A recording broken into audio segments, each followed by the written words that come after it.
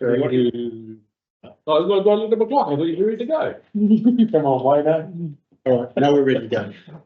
Good afternoon, everybody. Welcome back to this reconvened meeting of the Super Favourite Council. You'll notice the mayor has left, so he's an apology for the remainder of the meeting, as is Councillor McPherson. So we'll get underway. We're going to change the order around a bit. We're going to go to item number 24.11.9, which is the private plan change 29 Falcon Hogan, and Louise and Anne are going to take us to that. Anne's somewhere there. She's on line. Can you hear us all right, Anne?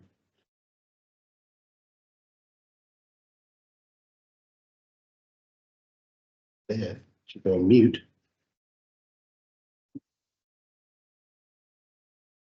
Just do that, the technology.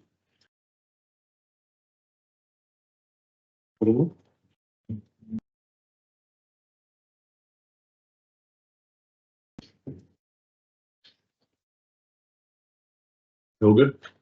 No, still can't find it. Yes, She's there, but I'll mute her, not listening. Can you hear us all right, Anne?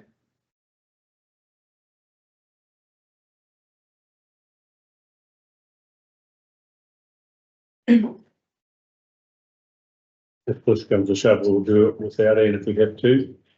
Just give a bit of time to get that sorted out.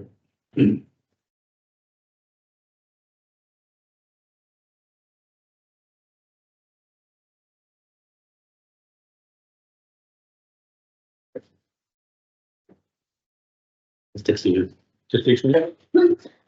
Hey, we're ready to go.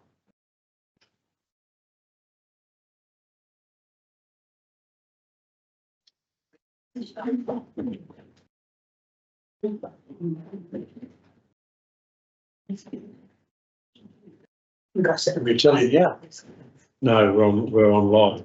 But it's lonely down there. Yeah. I just wanted to That's all. Oh,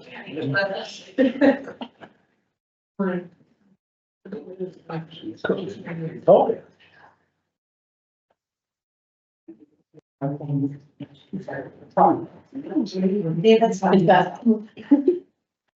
Okay. So the next frozen, she's gonna try again, but I'm not sure she's gonna be able to. rock for connectivity. Yeah, I know, I was gonna do something about it. Yeah, I've got to get up. We'll just wait for another minute and we'll see if we get on, otherwise we'll box on. I think we can cover it off pretty well. Let's call it weekend. Yeah. Last chance for the technology to work. Move on.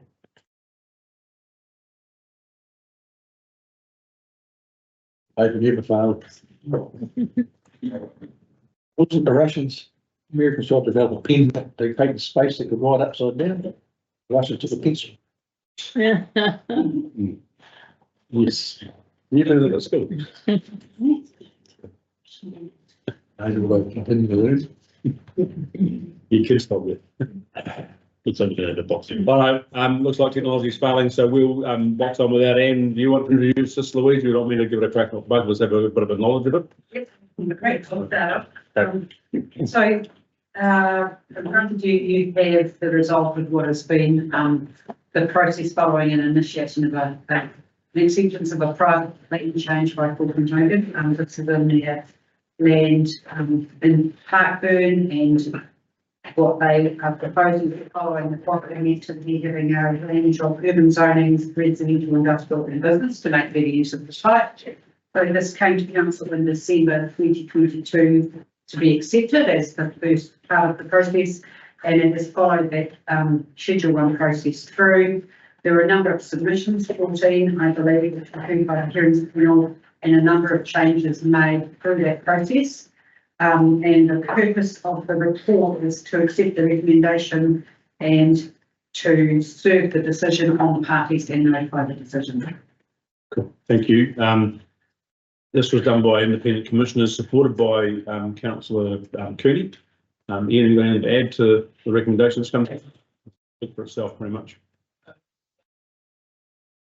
So, yeah, just a couple of points of information, really, from the information that we gained through the hearing process.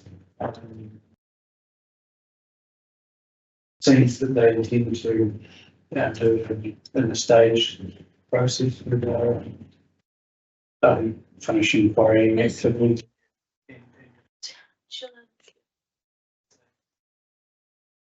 South to north. Wally Sanford in his capacity as a bloke one submitted sort of saying that the benefit of the floating mines residents will be that the commercial area and they've proposed. There's no residential dairy or anything in Boston at the moment, so.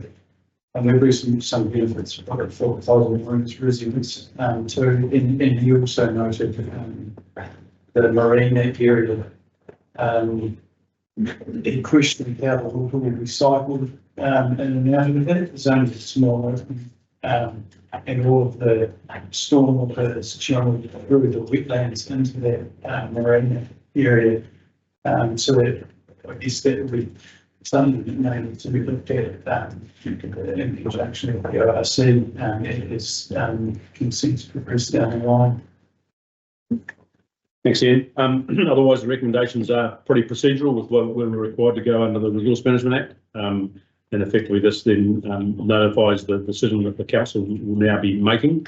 And then there's a process by which people can then make their thoughts known if they have some issues that can go to the Environment Court. So recommendations are A, B, C and D. Anybody want me to read them out? All quite clear. Any questions, comments? I don't think I mean, this might maybe have answers then, but just given what happened at Wellington, are they going to have decent sized road, or is that a set standard that's? I think that's going to slide. So I can comment on that. So the Wellington went through the fast rounds and therefore did not necessarily align with our standards. This is a plan change, so provisions to the zoning have changed. And then there'll be subdivision following, and that will determine the standards, depending on the process. Kevin? Yeah. Nigel? Am I right in reading this that the number of residential lots have been limited to 37 or 5? Yes, so that will be on the basis of the plan they submitted. So that is what the plan change can enable at this point. Right. And has there been any estimate of what the operating life of that quarry is? How far away? I don't know if this is approved before anything actually started. I'm sure that was included in the documentation. However, that is entirely down to the landowner being the plan change requester as to the timing and progress of that. My memory tells me something like 10 years life and that quarry still with us. Maybe something was in the media. I think the southern end has been fairly well quarried, and I believe that they may intend to start going from the southern end and work their way towards the lead where it's still going to be Maybe progressively institute the. hopefully the southern end.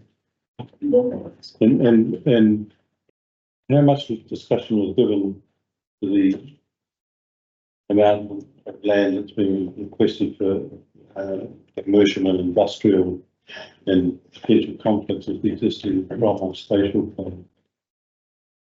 Is it The industrial is what they said was that was for heavy industrial. There's not another heavy industrial land available with the quarrying machinery. So I believe that's what they intend to use. They said there's a lot of light industrial land available around Cornwall, but heavy stuff. and so it's envisaged there'll be a and time a retail centre that will service both Peter Moorings and the subdivision. It's the area,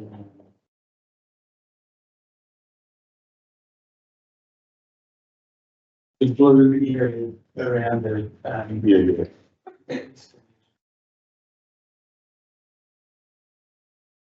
Do we know the existing number of residential lots there are in Peter Mooring?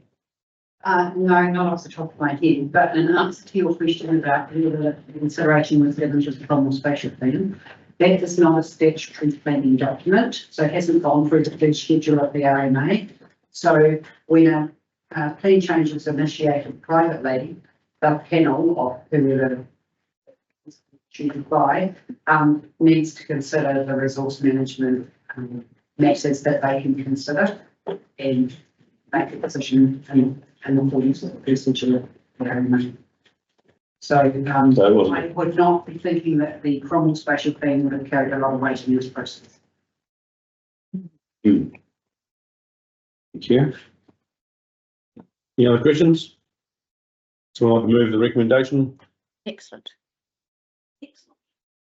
Andy, you there? Yeah, she's just gone on right the second. Oh, yeah, we're ready to move it. Andy, happy with that? Nothing else you want to tell us?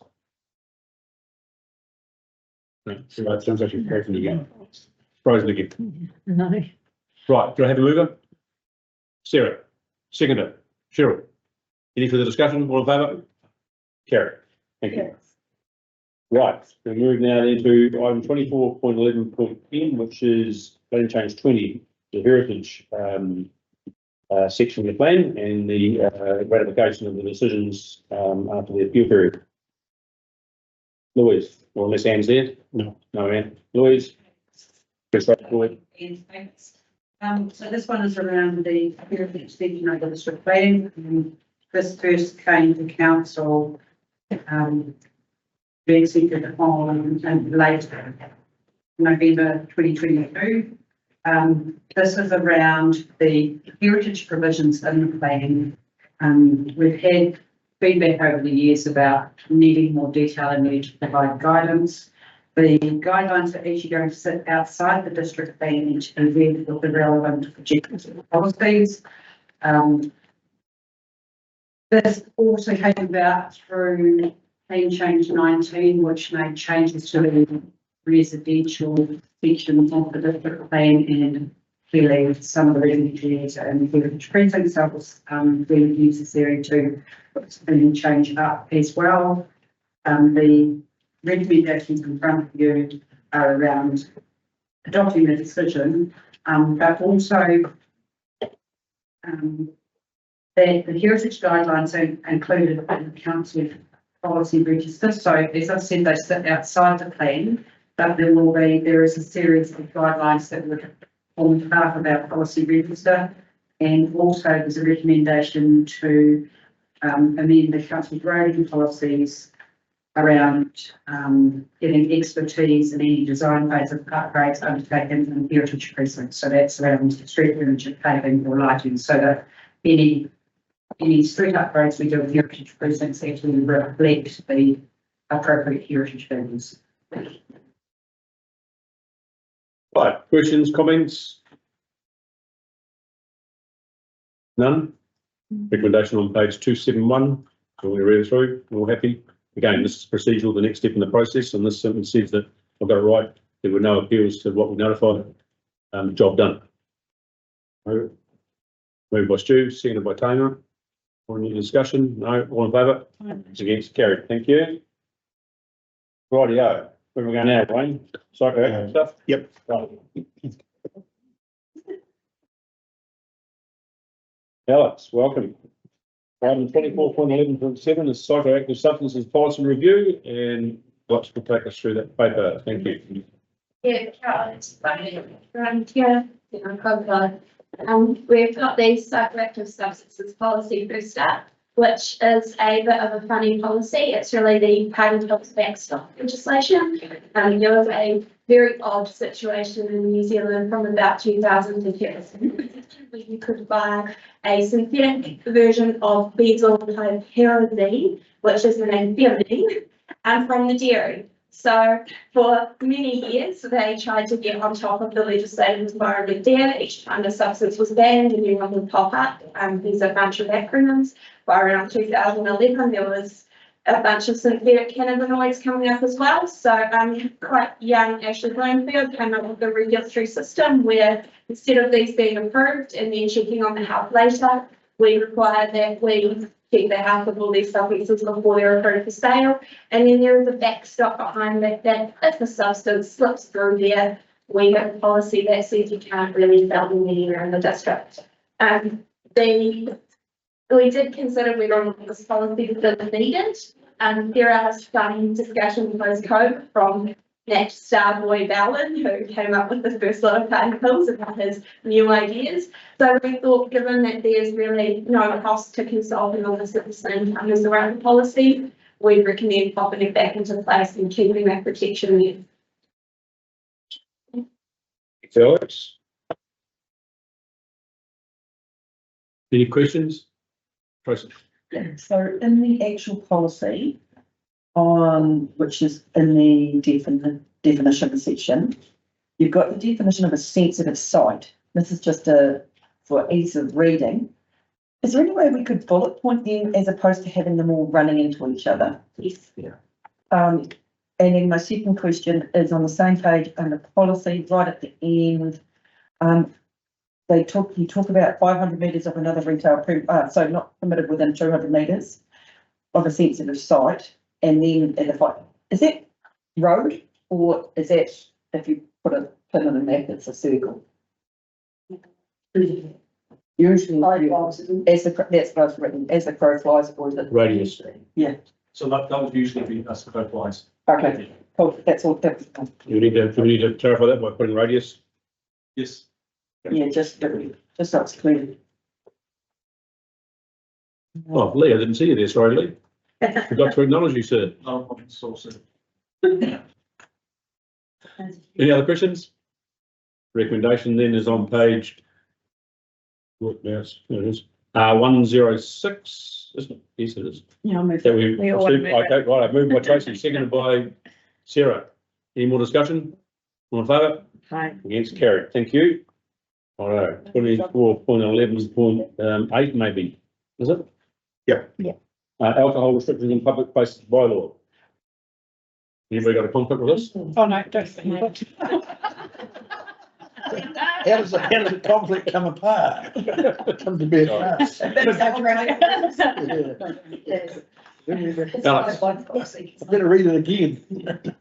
So yeah, this is the alcohol bylaw. We have a bylaw in place, restricting where it can be opened, consumed, or combined consumed used in the district. Since 2004, and before 2004, we used other mechanisms in specific places as well. It is a permanent temporary liquor ban of all things. So we permanently ban alcohol over 3 temporary periods in Alex, Clyde and Cromwell in response to issues of alcohol related harm and behaviour. And that is our evidence base. Because we're working with a bylaw here, as well as being confident on the action that we've taken, we also need you to be confident that the bylaw is the most effective method, and it's our judgment that it's the only legal method that we have, and that's our rationale there. Our evidence base is based on our conversations with the police, and Lee and his team attends tri-agency meetings monthly with police and medical officers of health, and their responses are that the bylaw is working. There is a low level of compliance needed, so it is having high level of community enforcement, but it is a useful and necessary deterrent, and it should remain in place. So we're asking to consult to do so. When I wrote the recommendation, I neglected to add one requesting crew members be appointed to hear submissions at a hearing if required. So please also do that.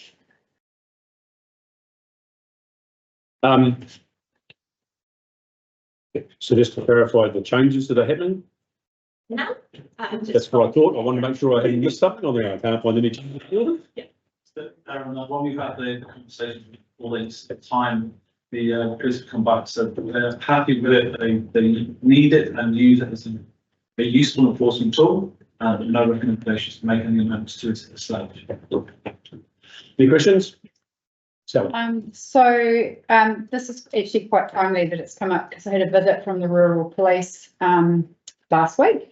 And I was, mentioning to them the Blossom Festival. So interestingly enough, there's a bylaw for Clyde, Cromwell and Alexandra, but, a lot of the people that come to the Blossom Festival come from the south and they come via the Tibet. And because we don't have a bylaw, we don't have a ban of alcohol in Roxburgh, they can park up down our main street and they can get out of their vehicles and they can drink their beer and put them on the roof and have a little party down the main street of the Tibet before they come up to Alex. So, and they actually can be quite a nuisance, and it scares other people off the street at that time. I know it's only once a year, but it just was really timely. And the rural police officer's comment to me was, well, if there was a bylaw, then, we'd be able to, it'd be so much easier for us to be able to enforce it, if we could. And then interestingly enough, the next week this paper came up from council. So I thought it was pretty timely to bring it up. And I did also talk to him about Christmas and New Year, and he recommended that would also be a good idea because it would mean that if there was a big gathering on, say, King George Park on the main street over Christmas or New Year, they would have a mechanism to be able to move people on that they wouldn't otherwise. So he was recommending that we did go for the same bylaw that we've got in place in Cromwell, Alex and in Clyde. It makes the most sense that we're consulting on this already to probably add that to the consultation, if that's what the table agreed. The other thing is that this bylaw allows us to put temporary alcohol zones in place when we need to with 14 days notice. So we would need to consult on that as well, which is why in this case, the tidiest thing to do is probably if we can direct us to amend the statement of proposal to add consideration of Roxburgh, and we can do that. And then just so you're all aware that we do have one incident relating to an event in particular, and we do have that other issues we need to. So the bylaw currently enables us, and so for our colleagues that down interviewed, enables us to put in a temporary restriction for where there's a large scale event taking place, such as the Blossom Festival. Yeah. So we already have that Yeah. within there. So the difference between the temporary and the permanent is that with a permanent alcohol restriction in place, it's quite a high threshold. So what it requires is having the evidence in place to demonstrate that bylaw is required. I said at the start, but bylaw is the most effective tool to be used in dealing with alcohol restrictions and not reviewed. So happy again to engage with colleagues in the rural police to sort of get that information to look at it. But we already have that capability, particularly for the Blossom Festival, to put that in place basically, as Alex said, with that 14-day notification, which also brings in with the local government to make sure that we consult with the community in relation to that. So we do that ahead of them putting in a temporary plan in place. So just bringing it up, seems to me there's a couple of options. Don't think you can do it today on the fly because you haven't got a map. So it ain't going to happen today. So you either park it until you come back and do some work on it, or you notify it and do it by way of submissions that then could lead to the change. And as we're going to consult already on the renewal of the bylaw, it makes the most sense to include it at the same time. However, Lee and I will need to go away and back for the evidence base and bring that to your next meeting, at which point you'll decide whether or not it's sufficient to add it. Challenges is that when we engage with our agents and colleagues, there's a number of times where it's a good idea, but the changes to the local government with one high threshold in relation to restrictions like puts on people's rights and to teach from this perspective, and to have that evidence to demonstrate what is a high level of primary disorder that's attributed to the consumption of alcohol as the language that's used in the RGA. And often we don't have that because our colleagues deal with things on a pregnancy basis on occasions as well. And not to know, it may be a good idea to have it in the ticket, but those are the challenges that we need to work through as well. If it's a temporary then that's a consideration that we can look at. It's like that's already in existence, and we can look at that for next year. We didn't be able to obviously do it for this weekend. Yeah. And that already exists, and we can work with companies to have that temporary ban for Boston Festival in place next year. But if it's more permanent, that proves a different challenge that we need to go away and get that information. If we have that evidence and information to present that, if not, we'll be back in the same situation we are today. So advice is that the shortest, quickest and easiest way to deal with this is if you resolve in B to direct us to include some details from Roxburgh in the statement of proposal. We can get that feedback from the community as part of that. Lee can speak to the police and then when we bring that into decision making. Like between adding Roxburgh to that on a permanent temporary basis or using the temporary help. You can work with some of this antisocial behaviour this weekend. You've got the evidence. So I could probably spell a little bit out because I've seen it over the last few years. It's not whole. So with what Alex has said though, without a map, We can add the map to the consultation, but it will need you to direct me to add the map to the statement of proposal as of the way the law is written. the problem I've got is that, what's the map, what's the area? Because we'll be approving something for consultation that we haven't got a map for now in front of us. So don't know that that's good practice. Yes. Strict rule. So that would be the area that we would use as a starting basis. We'll also need to link in with our colleagues in the police and make sure that if Right. there's a disorder, is that covering the location that they needed to be covered by to enable them to uphold the law, so to speak, and not going to be. So- Depends on where they've set up the checkpoint. Yeah.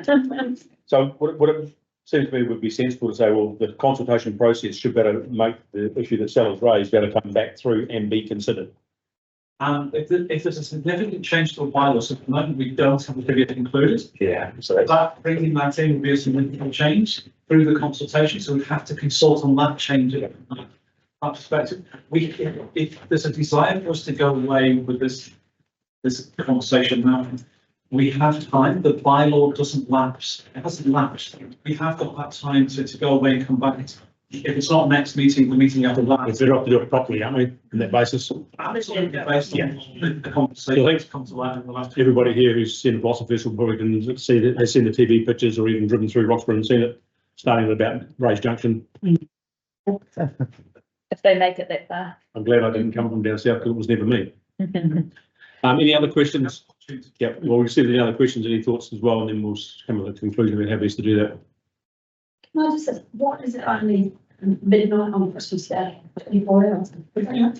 Absolutely, and again, when we looked at the evidence that had been provided from the police, so when we're dealing with this bylaw, we always engage with the police, because of the heads of the evidence from that point of view. That's what the recommendation was, for when they were finding issues that were linking to outdoor consumption. Immigration. Interesting. Obviously, go to different parties.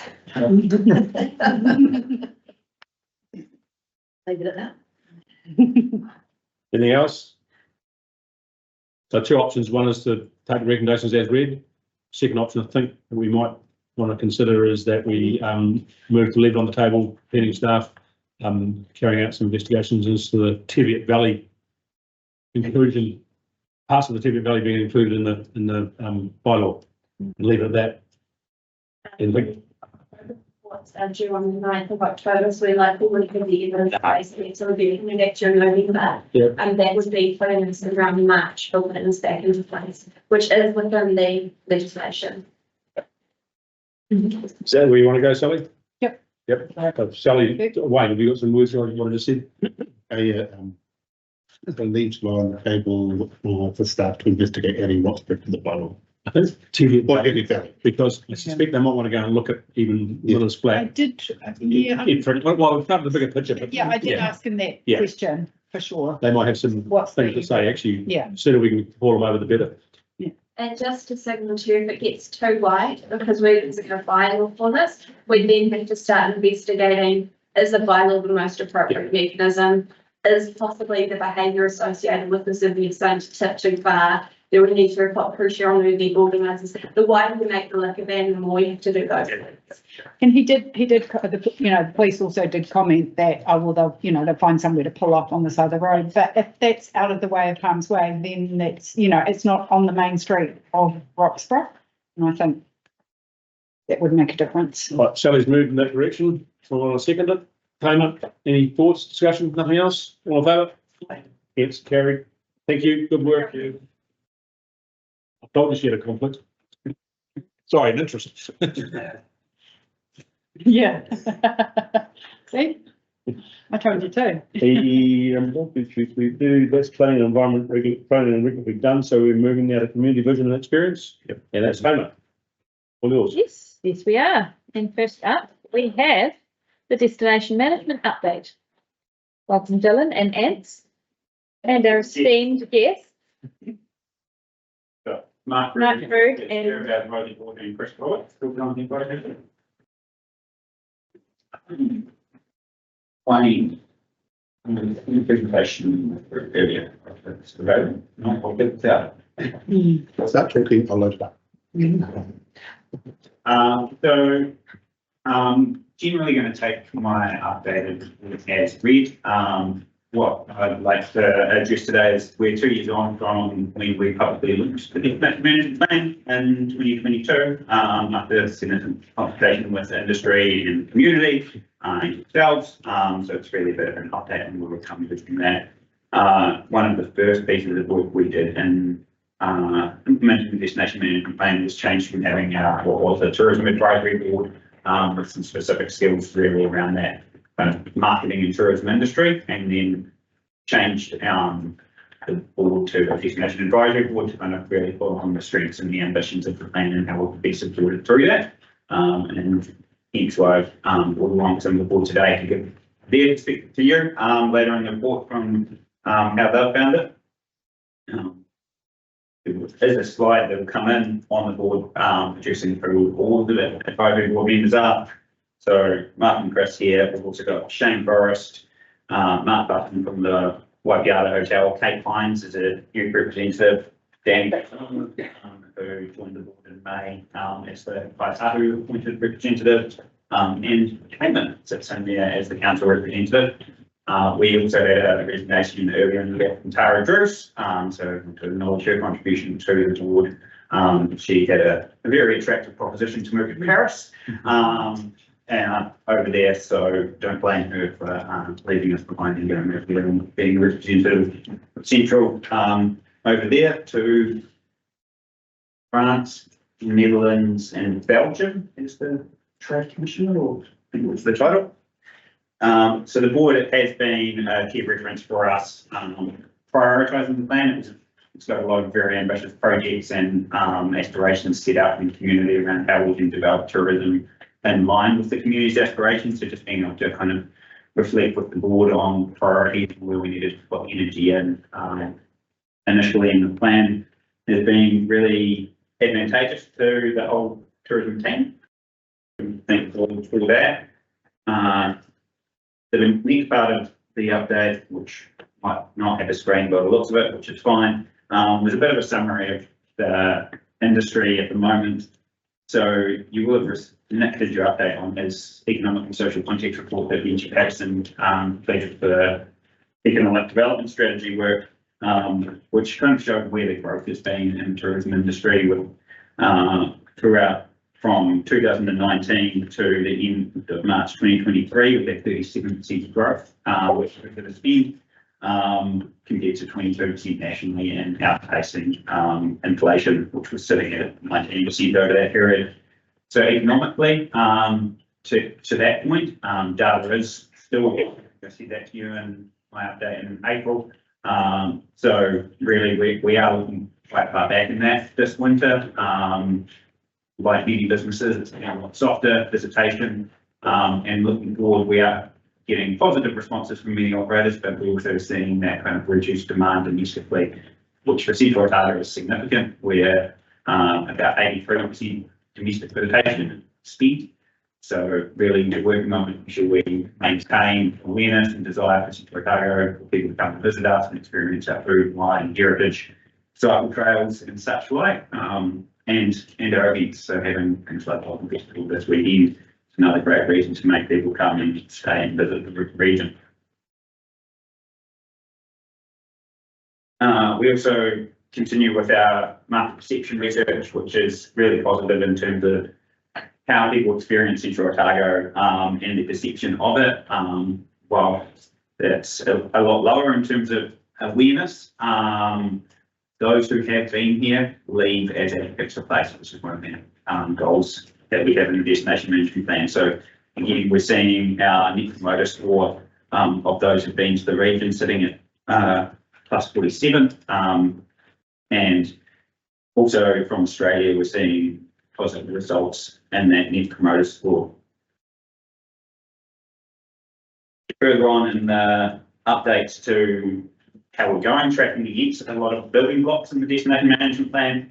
We've put a lot of focus in on our partnerships and collaboration, and then working with our with industry locally, but also with our neighbouring regions. So we continue with our health marketing work, with the Southern Way campaign, with the 8 Southern RTOs, and then other industry initiatives, so like Central Otago business events. So Andrew and Jenny yesterday had 10 of the 15 Central Otago business event members in a sales training day in Cromwell, so really getting them together around how they cross-sell and work together to promote the region in that business event space, which is one of the key areas that we've focused in on over the year. So great to have the industry coming together and doing that. Tomorrow with our advisory board meeting, we're bringing in a few operators as well, and look forward into what other industry partnerships and opportunities we've got for the region. We've been supporting the Regional Identity Program with developing content and starting to get that built into the Central Otago NZ website, and supporting David and Gorby with the Riverside Park project, and looking at how we can incorporate some cultural storytelling in there. In terms of driving demand, the team's been working on a spring awareness campaign called Escape. You may have been targeted on Facebook. Looks really good. This was an initiative where we weren't running it Taste Central this year as a food and wine proposition, but we wanted to make sure we're maintaining some visibility within our drive markets, Otago South and Canterbury. So that campaign's running at the moment, and we've had some really good media success coming out with a fantastic article in Condé Nast from the US, a writer who visited in February that Ella coordinated a whole lot of visits around the region. And then Tourism New Zealand just ran their big star racing campaign about night sky and food and cuisine. So we had some of the international travel and food influencers they brought out and stayed in the region as well.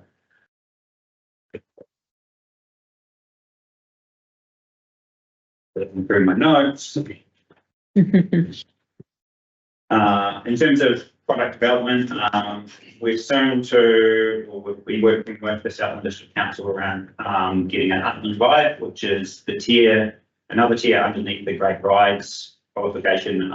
So getting a Heartland Ride status in the Nevis Valley for those who are into their gravel riding or bikepacking.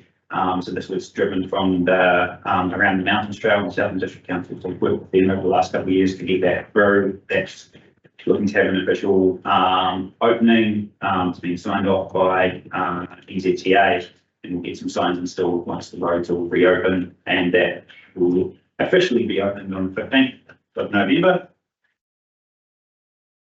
And looking forward, like I said, we're really looking at what those industry partnerships we can do moving forward. We've developed an event framework for how Tourism Central Otago works with events. We'll be bringing that back to you to update you on that alongside the grants policy discussions that are coming up shortly. Can't remember which meeting that is. And then we're continuing to look at what's happening in the wider industry around tourism funding, and towards infrastructure, marketing, and destination management. And part of that will be touched on in the next paper. So with that, I'll hand over to my board, advisory board, to give you an update from there of how we're tracking. Look, I'll be really brief as chair, but on behalf of the board and of the, our team, TCO, we'd like to acknowledge and thank, Mayor, Deputy Mayor and you councillors for your support. We can't do what we do without you guys behind us, and we recognise how important your support is. Look, our focus is driven by destination strategy, and that strategy is focused and will continue to focus on growing collaboration. Collaboration is a great word. You kind of wonder what does it really mean, but look, for us, it's really maximising the ratepayer investment that is placed in us. And in the paper you would have seen there's a number, but not everything is collaboration that we do through that destination management strategy. And look, I'd also like to thank Ants and the team at TCO, who's part of Dylan's wider team. They're a super dedicated, skillful and passionate bunch of people you'd want to work with, and I work with a number around the country, and you've got some good ones here. So, but once again, it's just one big giant thank you. I know it's in the bail, that's okay. I'll get in touch with them and thank them for email. But thank you very much for your ongoing support. Much appreciated. And just to add to that really quickly, I think from seeing President Tetra Otago as one of 30 regional tourism organisations in the country, its structure is quite unusual in that it's embedded within council. And once upon a time, that was probably seen as not a good model. RTOs like to be at arm's length, but I think the way this one is performing is changing some minds around the country about the best models for RTOs. So it's a very high performing team, and it seems that there's quite a lot of advantages of being in the building connected with other parts of council, because there's obviously overlap with parts and rec and everything else. So I think the model is unusual on a national scale, but it's working really well. Very pleased to be on part of the advisory board, and I think we play a useful role in just sort of keeping an eye on where things, providing our advice. But that only works because you've got a really good detailed destination management plan. So all the work that went into that, which is before I joined the destination board, was a fantastic job to have that very clear plan with some very ambitious actions in it and targets. And I think some of the advice we've been able to give is that you're not able to do everything in that plan. It's a very aspirational plan, so it's not a failure that you haven't achieved 100% of all of those targets. We will do good advice, so when you just need to push things out or something doesn't look like the priority it was when the plan was first written. So I think it's a living document, and it's still working really well and continue to be regularly tested. That's all I have to say, that DMP and the team are going to need ongoing support. They will need to keep doing research. They do need to have enough staff to do all the jobs that they've got. They do need some marketing budget. They do need the ability to keep engaging with the sector and with the regions and the part of South Island. But kudos to the job they've done so far with the support of the council. I think there's a lot to look forward to in future years. Wonderful. Is there anything you would like to add, Dylan? Only one point, and I think Chris and Mark might also understated, I think, the value they bring, because it's not just about guiding the team, it's also the connection that they bring. So you may recognise Chris's face. Chris was on TV a lot during COVID. He was the chair, the CEO of the Tourism Ministry after COVID, so really championing the industry through that phase of COVID. And Mark spent a lot of time in the world of trade enterprise and airports. So he's very well connected throughout the country, as are many others in our board. So it's not just these skill sets and advice they bring to the board, but it's their networks that we're able to tap into. So there's such a extension of the team, and having them here is a really valuable asset. Thank you for highlighting that. I didn't really want to ask them to toot their own trumpets, but an exceptional board to be a part of, and especially the skills that you two and Shane and others bring is greatly appreciated. Does anybody else have any questions at the moment? Yeah. There's been some noise in the political fronts about council sticking to their knitting. As we head in towards next year to a new long-term plan, a whole lot of stuff's going to come under scrutiny, and I suspect that this particular area will be one of them. Have you got any thoughts that you can impart upon us that particularly for our wider community and maybe for anybody else who's upstairs listening, of why we should be not, reducing our efforts in this space? Because I was really heartened to hear, Chris, I think you said about, having an RTO inside the organisation, because remember way back, I was one of those people that said, why are we paying ratepayer money for this and economic development, blah, blah, blah. And someone said to me, the industry will mature, Neil, they'll come right and I'll take it over. And guess what? They're like me, they haven't grown up yet. And I don't think that's a bad thing, but and to hear you say that says, okay, there's a school of thought now that says this model is the right one, but I think there's some risks we've got with it, unfortunately. So any comment on that? Yeah, well, I think we're under scrutiny everywhere in terms of funding, no matter what model you're using. The best thing to look at in terms of, there's a couple of things. One is there's perceived value and then there's the value you can prove. So one is perception is reality. You need to match it with data. So when we have data points that can come in and back up what we're doing, because we are all running off programs and plans and strategies now that support the community, and it's about our visitor system. So not just tourism is one part of that.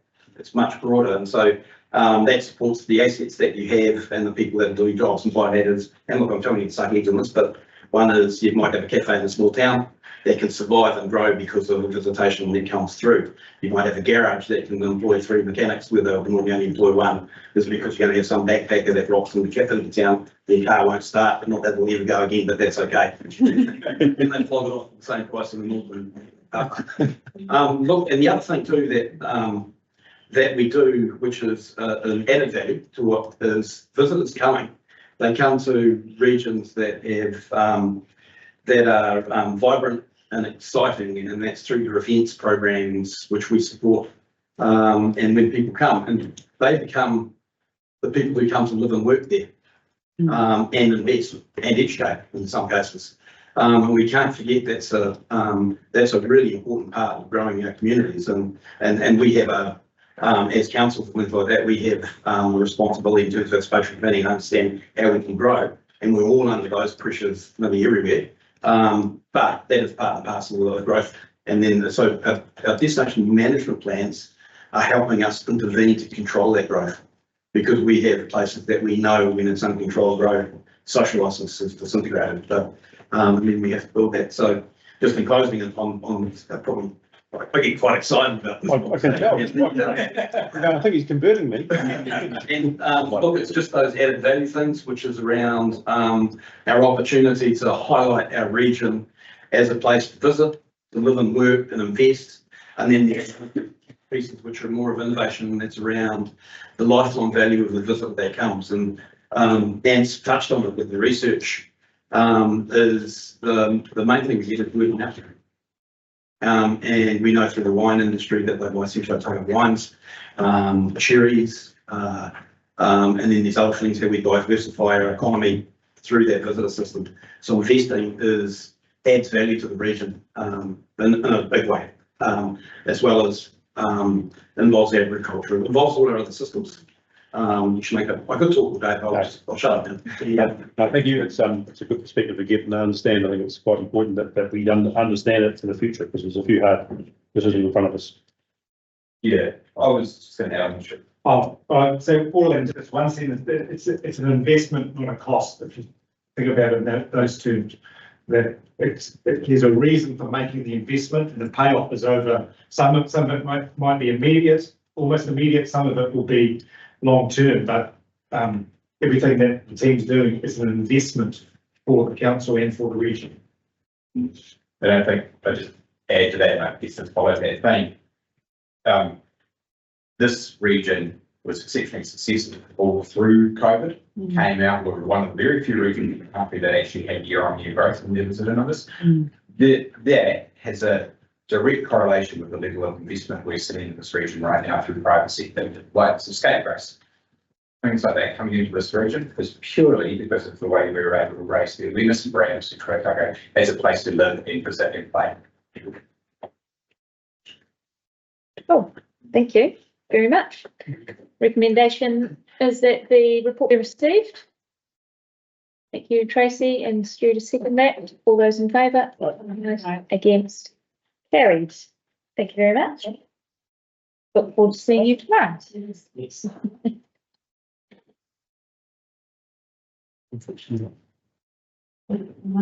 Yeah. So we've got 365 now, page 365 in your agenda. We're going to talk about visitor levy and short-term accommodation, and I'll just highlight that Sally and Stu have declared a conflict in this paper.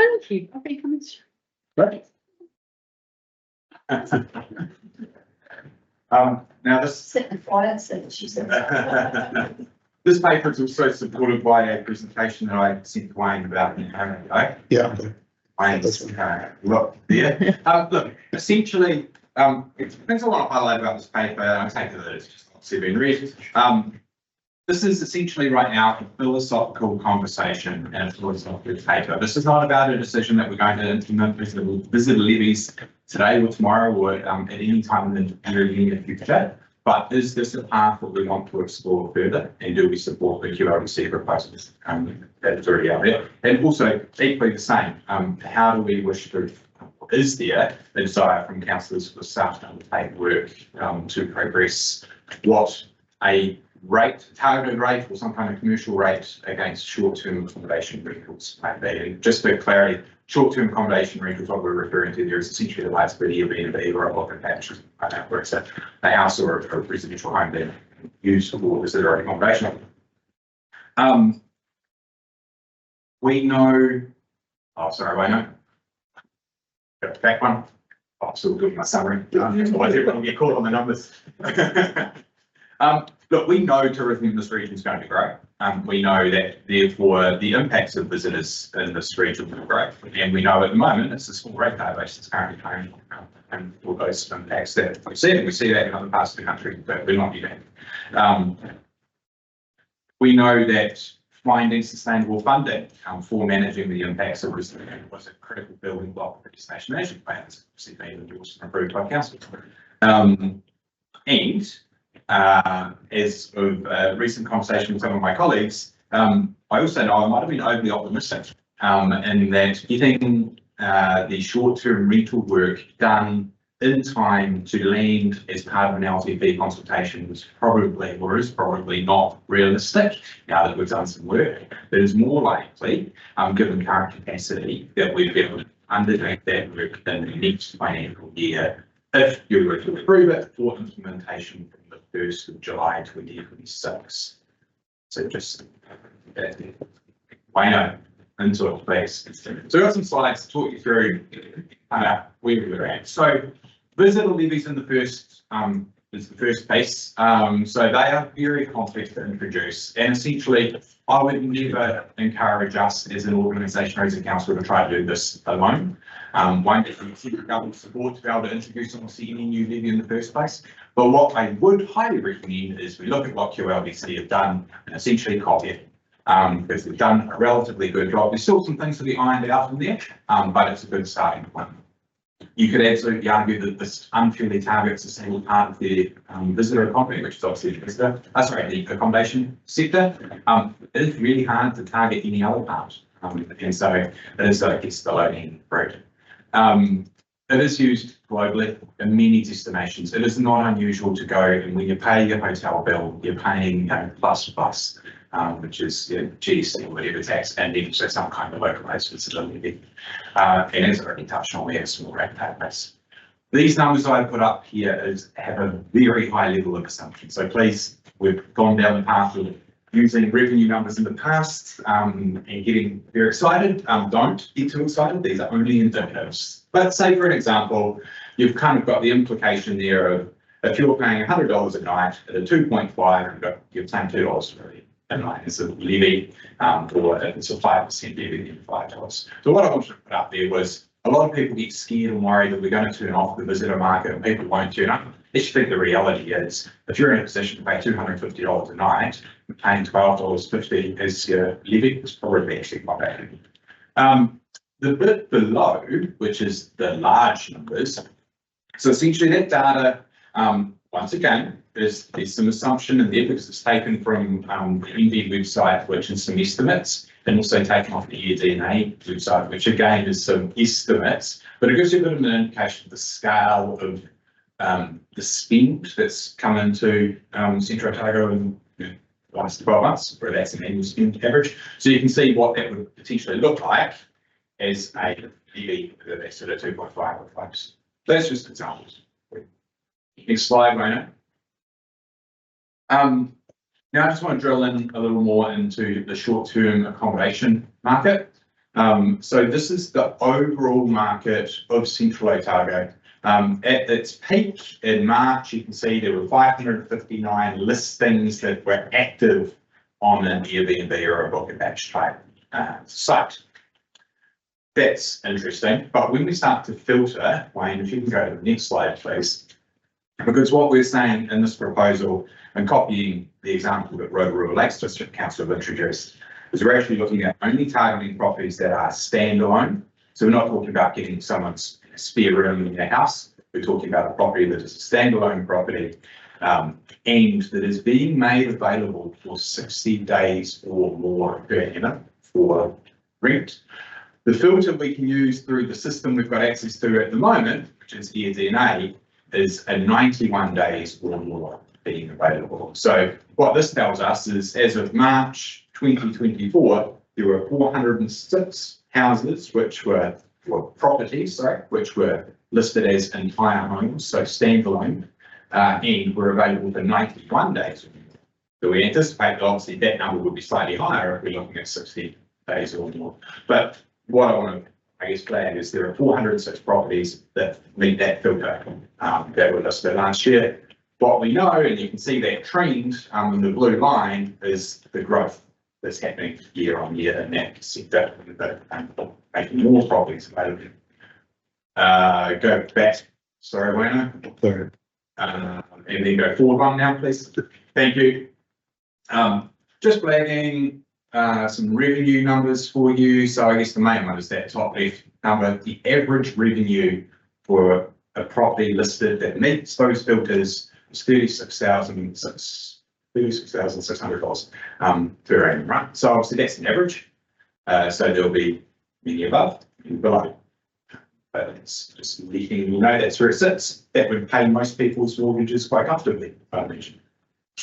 Next page, please, mate. Right.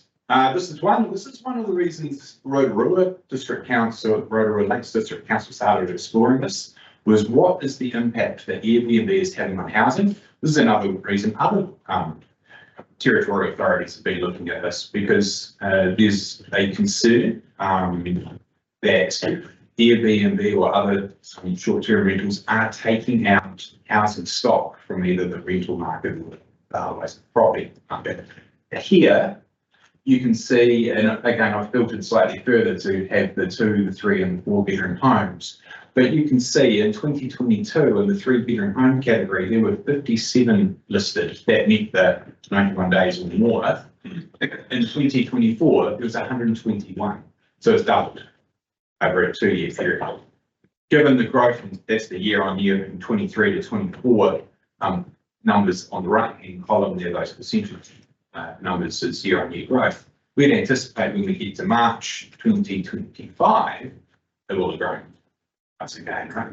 We know we've got a housing conundrum. This is not helping it. Next slide, please. Oh, I should add, and I think it's only fair to say on that slide, obviously, houses, if someone chooses not to list on Airbnb, it doesn't mean they're all going to come back into the rental market, of course. So some people may choose just not to list their property and not put it back into the rental market. So it's not like we could secure all those properties back, but yeah, it's not helping. Again, a level of assumption, really just indicative around where things might sit. But say, for example, we did go down the route going, well, we'll go with the targeted rate of adding an additional $2,000 to every residential property that meets the criteria. And I said before there was 406, but for some reason, say we could only get a quarter of them because the other 75% come up with a good reason as to why we can't actually get them. They're not meeting whatever criteria may be set. Even if it's only 100 properties at a $2,000 target rate on their property, it's a $200,000 income. So you can see as that number grows, the number of properties that are targeted, or rating impact grows, you can see where the revenue comes from. Next slide, please, Wayne, and last slide. And once again, high level of assumption, but if we look at how we actually get this set up and run, we're talking about a cost roughly in year one of doing the research. So that's employing a staff member or two to do the research and supporting in the regulatory team, getting the tools available. So using the tools and scraping the data. Also, likely having to actually go out in a car and actually match Airbnb listing with property, yeah, if that makes sense, tag it in the GIS system. And then doing some kind of annual plan consultation process through that period. We get some in year one, that's about a $200,000 cost. Slightly lower in year two, because obviously we don't have the consultation piece, if that's all been approved. And then a maintenance cost ongoing about $115,000 per annum.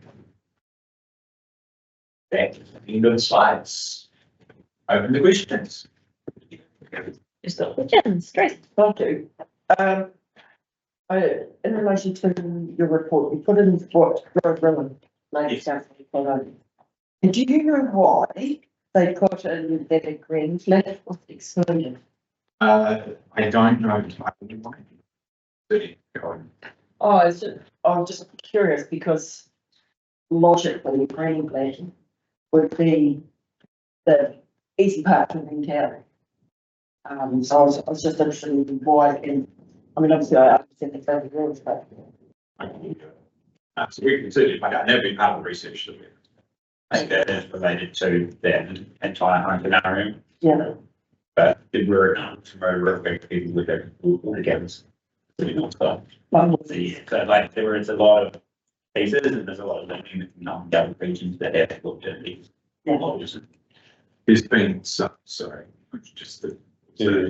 there's been examples that Rotorua went through as well, where they had rural properties where they might have a small property on site, which is in Airbnb, but the way the model had built it was the whole entire property was targeted, which obviously wouldn't be right. So you would have this section that part of the property.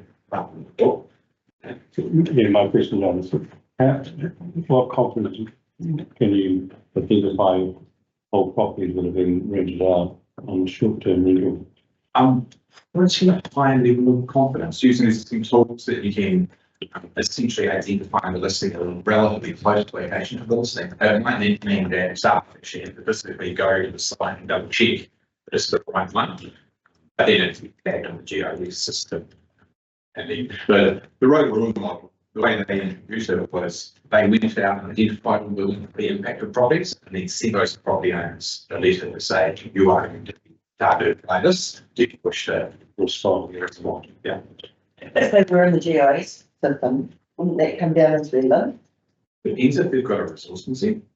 Because not all properties that are currently listed have a resource consent to do so.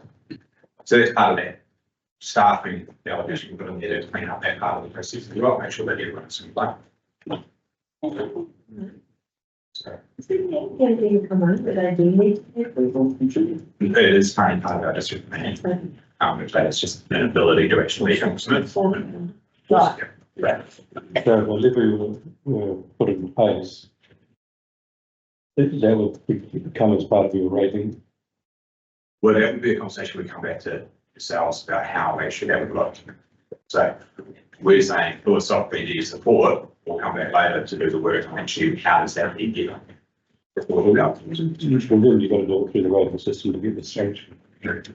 Rotorua is a tag on property, so if it's in there for that financial year, it's there and carries through in the rates, even if the property is sold or taken off the market, it's tagged to the rates for that year. And then they could say, hey, we're not doing that as the new bonus of the property and get it removed. So seeing your numbers to do the groundwork, that's the 3 years of working this through. Yeah. Potentially get revenue starting at a couple of $100,000 a year through a targeted rate, but targeted to go where and to what? To fund the cost of doing that. And then one would hope you do more than offset the cost, otherwise you've wasted your time. unless there's some revenue stream, and then say, then what happens to that revenue you get in after you've paid your costs? What's that going to achieve this vision? Yeah, so, again, using the rural model, what they've done is help fund essentially their tourism and economic development division, so Rotorua NZ. Now, that be a conversation back to you with. So there are different things in there. So the short-term accommodation levy could absolutely replace the current rating income that the likes of SCO and economic development receive. It could be a supplement to the existing rating contribution. The levy part, I think you would want to argue, and I think it made more sense, and this is how you understand it here, that a small portion of that supports destination management, but actually what it's there for is the support infrastructure, and that's what that should be taxed. But that would be where we would come back to you all through. In the Don Ontario revenue argument, because there is an element of equity and fairness. Yes. Yes, sorry, I should definitely touch on that as well. So while we haven't engaged with the accommodation sector around this, we've had some casual conversations around it, and we know it's the equity challenge of there. We wake up and commercial rates well, and get with the nice spots we need to do. Whereas there are commercially run and operated Airbnbs that are simply getting paid with residential rate. So there's absolutely an evidence. I think there is, certainly I'm aware that there are some investors in this community who are already factoring this in when they're looking at potential purchases because they anticipate that it would come in. Did you have a change to recommendations? Yeah, well, you know, the recommendations are okay because it doesn't actually pay up, it doesn't mention every time like. Perfect. I just wondered if in C, adopts a supportive position on the introduction of a localised visitor levy, if we would potentially change that to adopts a supportive position on the investigation of a localised levy, if you're going to be coming back with some additional data. Yeah. Right. On that, do you want to put them up? Yep. Thank you. So the recommendations are seeks the report and accepts the level of significance, adopts a formal supportive position of QLDC's proposal to introduce a localised visitor levy, adopts a supportive position on the investigation of a localised visitor levy within Central Otago in the absence of a national visitor levy, and instructs staff to provide a cost benefit analysis on the introduction of a commercial or targeted rate on short-term rental properties within Otago, noting Dylan's comments at the beginning that the time frame on this is likely to be extended due to resourcing challenges. Any further discussion on those before we? So, well, I'm assuming there's no implication financially on the council to existing budgets. It's all. That is what was said. You'd have to confirm that. Correct. If we were to try to progress in the current year, then I would have to be asking for reserves to help fund it. Yeah, I'm not going to say push it out. Yeah. Cool. On that basis, is somebody happy to move those recommendations? Thank you, Nigel. Seconded. Thank you, Tracy. All those in favour? Aye. Against? Carried. Thank you. Thank you. Back to you. Thank you. Is it no? Is it back to you? No. We're going to go to Nigel. We're going to go to item 24.11.13 on page 371. Nigel. Thank you, Neil. So Julie's standing by. Julie's on. Hi, Julie. Yep. Hi. Oh, you. Yeah. Okay, so we've got 24.11.13 procurement planning with Three Waters strategic planning, technical design and operational support services. And we have Julie on Zoom online to talk to. Thank you, Julie. Yeah. So I'll probably explain the two reports together. So what these reports are about is we often have to get services from specialists and consultants to help deliver our projects. At the moment, our procurement policy says that anything over $10,000 we have to get 3 quotes for. Now, while that's appropriate for many services council procures, in the consulting services and the specialist services spaces, it's not actually that practical because you don't go to a lawyer and get 3 quotes for $12,000 piece of advice. So the purpose of these panels is to enable us to put a procurement process in place where these suppliers effectively pre-qualify to do work for us. And these industries, you don't typically appoint your advisors based on their price, because their prices tend to be quite similar anyway. It tends to be down to who has the right specialist skills and capability to be able to deliver what you need. So what we're trying to do is go through it's effectively a pre-qualification process, so that you can have those panels in place. Sorry, there's someone from the Infrastructure Commission near me that you might be able to pick up.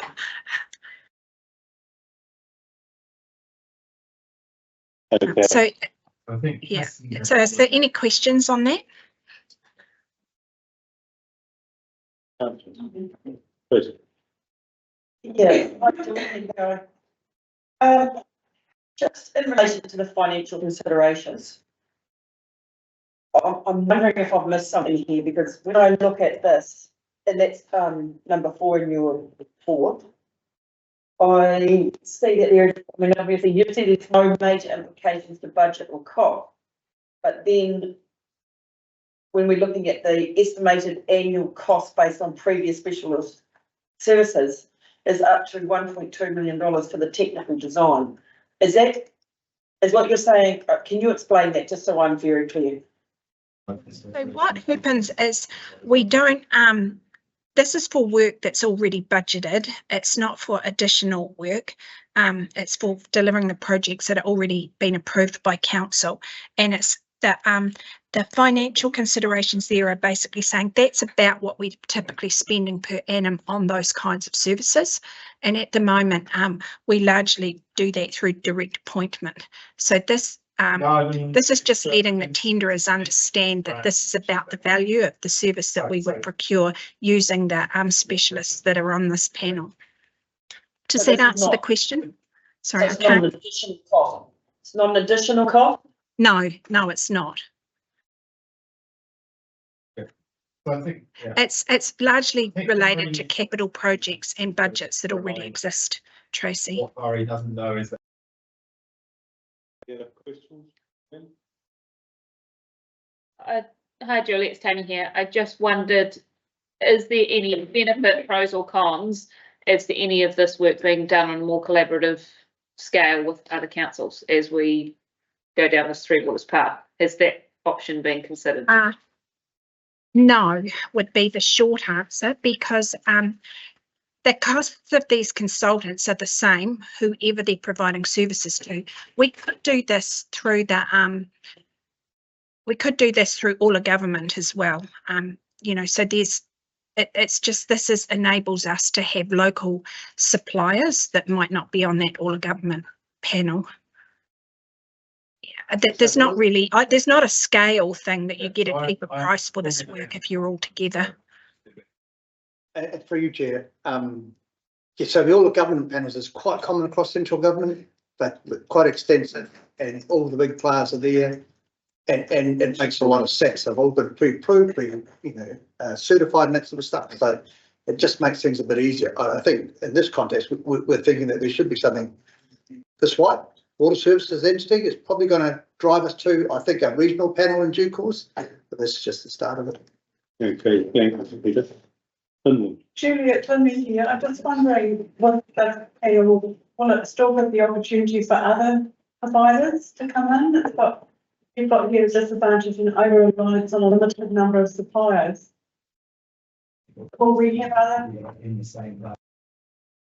So this is for a panel for 3 years, and so it would restrict the number of people that we're buying services to those that tender for this in the first place and meet the pre-qualification requirements. If they wanted to enter the market later, then they would have to wait till it was re-tendered again. Look, we typically don't add many suppliers each year. It's a pretty standard group of people who do this work. Okay. Yeah, I'm Julie Neal here. Can't quite explain probably what my concern is here, but I'll try my best. We're saying we have to get 3 quotes for any or the supply panel of $10,000 to $200,000. Should that be reflected in the resolution we passed? So it's quite clear what we're putting the panel in place for, or am I? Well, we would use the panel for all the work we do. Even if it was a $2,000 piece of work, we would still use the suppliers who'd been through the procurement process for that work, I would say. So this is just for specialist services. It's not for buying services from contractors. It's from lawyers, planners, and that sort of thing. And it's better for us if we have a group of people who we regularly work with, because they start to understand what our expectations are, what council's values are around this sort of work. The more we go to for little pieces of work, the more it ends up costing us in the long run anyway, I think. And so we would think we would have, it's not going to be just one planner, it's probably going to be at least 2. And likewise with the legal company, it wouldn't be just one, it might be 2 or 3 that we identify that we're going to work with.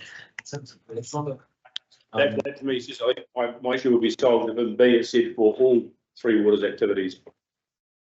I think that's a bit that I was missing. That's what I think you just said, is for all 3 waters activities will be using this procurement panel.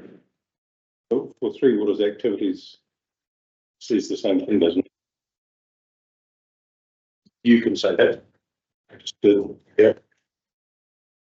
I'm not going to argue about it. The reason we split it into 2 panels, one for the design services, because they tend to be the consultants, whereas this other panel that the first report is around is not design work.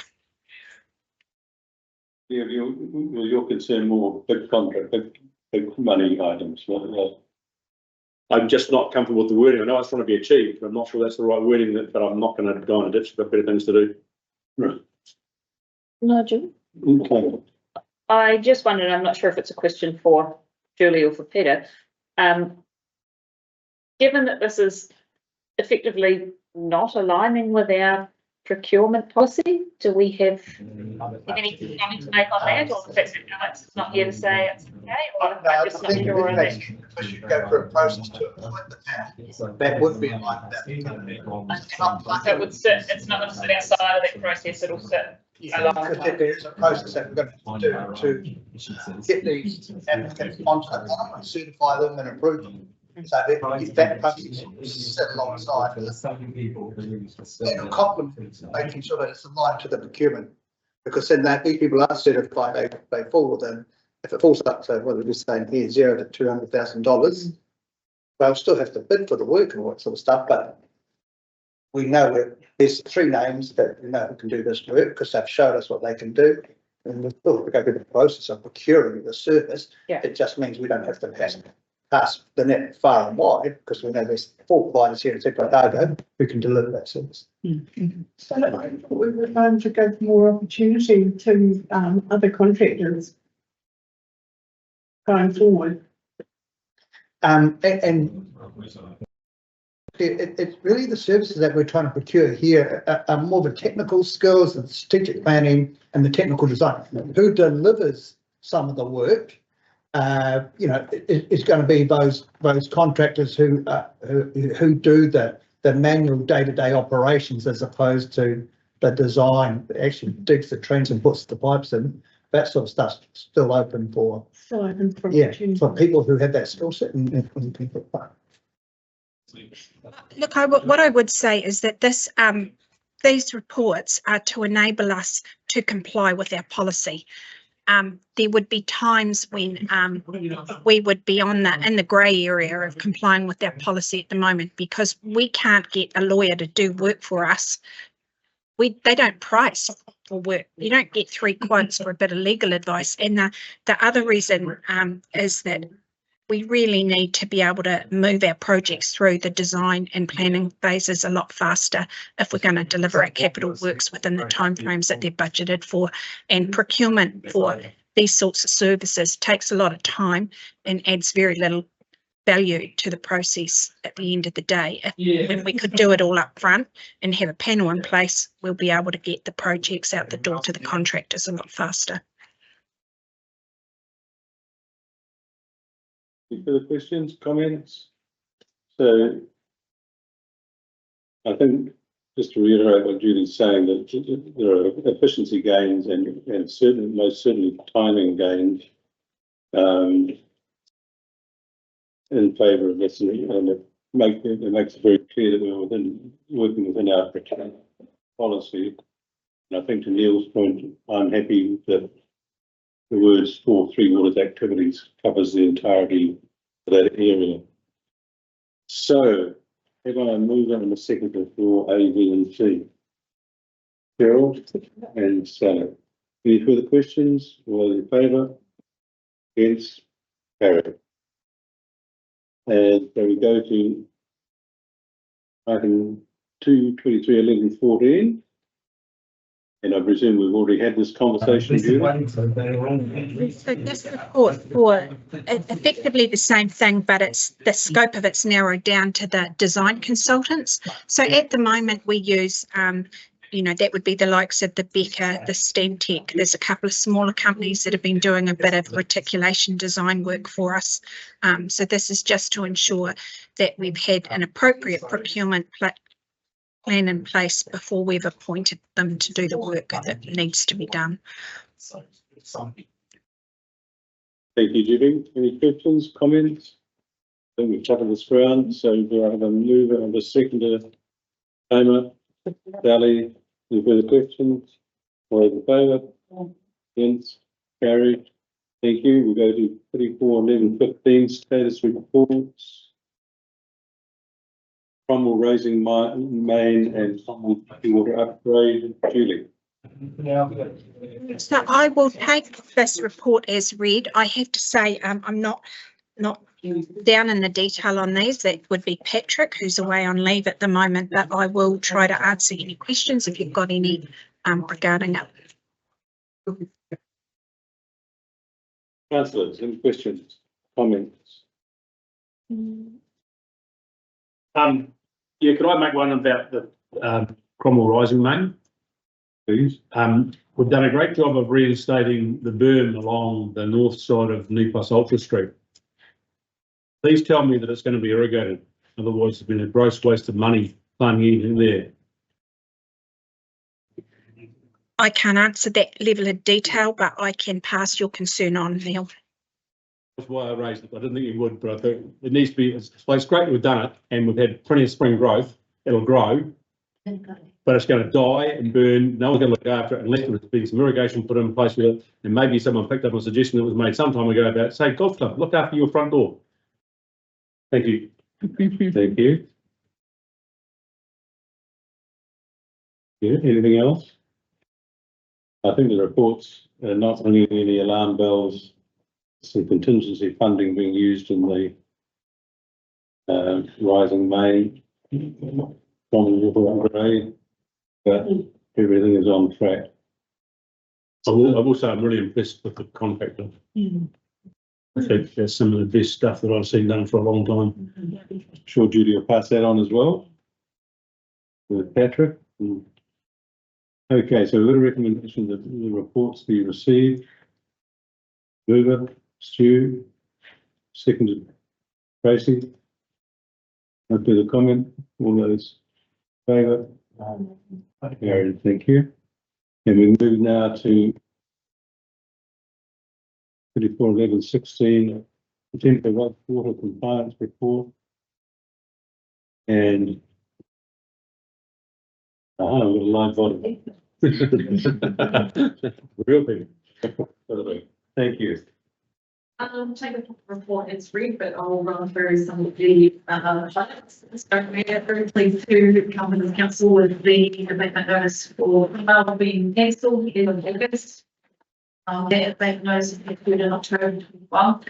A lot of work has been put into that site to achieve this compliance. The August compliance sample was the 10th consecutive month where we were within the requirement of our nitrogen limits. And that was the trigger.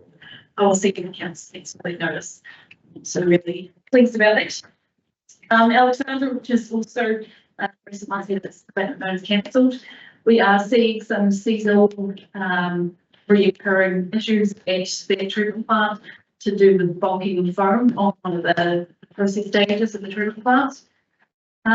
Monitoring of that site for the biomass within the clarified larvae is healthy, we've got good bugs in there, but we are seeing a trend of bugs that are known to cause foam, and they are linked to when race levels coming into the treatment plant. So there is work that needs to be done around trade waste within Alexandra. As mentioned in the report, there isn't a current bylaw, and there isn't funding currently. So we do have challenges in the area, but we need to start looking at Roxburgh. We, since the last report to council, we received the audit report from OIC, and we did see an improvement in the grading from the year previous. We are still operating under an abatement notice of the nitrogen levels. The recent desludging has seen an improvement in the nitrogen levels, but we are still over in the most recent sample. There's an aerator to be installed in the next couple of months. It's just the other part, the same kind of aerator that we put in the formula. We recently really good results with nitrogen levels. Naseby, we are still having issues under that abatement notice with funding in our basins. With recent, we have had quite a lot of rain in Minnetonka just recently, as we were aware, and we have definitely seen those funding issues being prevalent. We've currently got a consultant preparing an application for variation for seat. Rainfurley, which is also under an abatement notice. We received the report from the wetland specialist that's been reviewed in combination with the interstate shuttling we did and the performance report. And there has been between all three, there's quite clear evidence that we do need to renew the wetlands, which would include desludging and replanting. But before we can do that, it's been recommended that we desludge the ponds, because otherwise that would carry over from the ponds into the renewed wetland. And currently the funding for the desludging of the ponds is being pushed out until 2026. Questions? Thank you. Questions or comments? I've got. Hannah. I just wondered, and possibly for Louise or Peter, when we can anticipate progress on that trade waste, when we can be putting our trades on notice that this is not acceptable and something will perhaps be done about it. 15 years ago. Sorry. So we have started to review the existing trade waste licenses in Alexandra, and we've started a short list of ones that we would like to go and have a chat with, just to see how they're getting on with their trade waste. Without the bylaw, it makes it a little bit tricky to enforce anything. But that bylaw is on a list of bylaws that we need to address. So we'll start to have conversations within the next couple of months, just to remind people of the applications for their own plumbing as well as to the network. If I could just add in there too, I think we just have to be cognizant of there'll be quite a lot of workload associated with that, and we just don't have an enforcement person to follow up with a lot of that. So it is something that I've looked to address in the draft long-term plan that'll come to you for consideration. But we are going to need more resource if we're going to be more hands-on with a lot of those activities that are undertaken by private businesses and individuals in the community. Thanks, Julie. Thanks, sure. So what is the option then for the trade? What do they do with the that oil and the fish? Yeah, so it's obviously they're going to do it. It's far cheaper than this work. Most from a desktop review, most businesses do have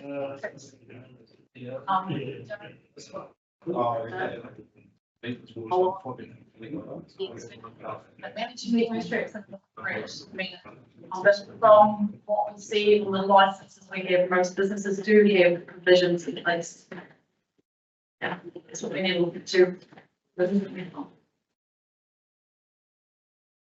Look, and I'm at the Water New Zealand conference too in Hamilton, and it's pretty consistent around the country that most councils don't have very good trade waste provisions in place, and that is largely around the fact that we were all waiting to transition into the new entities, and so there has actually been a call that we look at this as a national piece of work and try to be consistent about how we're doing this across New Zealand. Stu. One of the non-compliance of the Ranfurly scheme is the maintenance and operation of the wetland. It's never had a wetland. Never in the time that Ranfurly's had a plant, it's been a paddock and a concrete bunker. So why is it now part of non-compliance of something that's never had, and why should it have to be there as a part of compliance? That's the question. Yeah, it is a constructed wetland. Yes, we don't treat unstructured wetlands. It's part of the consent requirement. They were established in 2002. They are there. I wouldn't have thought it was a part of a non-compliance, the wetland that wasn't big enough or didn't work, I guess is what I'm saying. The recent, the interstate sampling has found that the wetland is contributing to the non-compliances, high levels of US. He's the wetland specialist, and the wetland specialist came in, did investigation, and that's how we decided that we will have to proceed with the study of the ponds first and then go into the wetlands. But they do exist. Were you not? Have you still got to pass it out today? That might be the problem, you can't see. Yeah. So, referring to Ranfurly again, so, and you said that the funding to break it out. So, effectively, if it's still, under the abatement notice, and we have to dislodge that, they get a break for it. I mean, at the end of the day, it needs to be done, it's under the abatement. And you can, oh, she's kidding. Yeah. We will proceed with the resource consent application. So by the time we have funding available, we have all the paperwork done so that we can, when the funding is available, all the resource consent requirements are done. That's what we are thinking, that we will proceed with engaging a consultant and prepare the resource consent application, explore what the watering options or what are the options available in our area. So we will get the paperwork done. By the time we have these, how we continue to operate under the abatement notice. And so the OIC are not going to, are you going to require an extension for that or fine? One thing's our notices to December this year. So, and we'll apply for an extension. We are usually applying on 1 year basis. It's just been checked. There may be an opportunity if we were to get some of our wastewater land sales progressed to come back to council with a report regarding using that funding to do some desludging. So it just depends if we can get that work progressed fast enough this year to do that. So that's the Bannigan and the Mutton Town. That's right. Yeah. So and we are working on that. Yeah, we're working on it. So take me through that, you're going to sell land assets to fund operational issues on sludge. The land was put aside, the land that was former wastewater treatment plants, like the Bannockburn site. So that is tagged to Free Waters. Council could make a decision to continue the process that could go towards Free Waters in whatever capacity. But we haven't made the decision yet. No. No, we'll bring a report back if we're going to propose that for you to decide at that point.